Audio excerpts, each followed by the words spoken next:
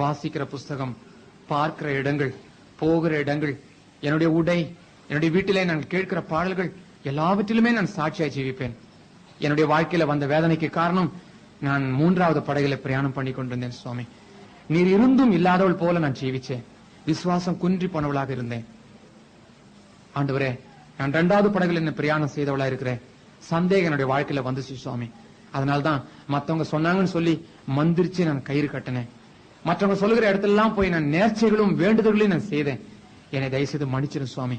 மற்றவங்க பில்லி சூன்ய கட்டுகளை வச்சாங்க, நானும் அதே மாதிரி செய்தேனே. என்னை மன்னித்துக் கொள்ளுங்க என்று சொல்லி ஜெபிக்கிற அருமையானவர்களுக்காக இந்த நேரத்தில் நான் ஜெபிக்கிறேன். கர்த்தாவே, தயவுசெய்து அப்படிப்பட்டவர்கள் ஜெபிக்கும் போது உங்களுடைய கிருபையானது அவளோடு கூட இருந்து அவளை ஆசீர்வதிக்கட்டும். இன்னைக்கு அநேக இடங்களிலே காணப்படுகிற எல்லா புயல்களையும் எல்லா கொந்தளிப்புகளும் நீர் மாத்திரமே அடக்க முடியும். ஆண்டவரே, சமாதானத்தை நீர் கட்டளையிட்டு தாரும். இயேசு எனும் நாமத்திலே நாங்கள் ஜெபிக்கிறோம் பரிசுத்த பிதாவே.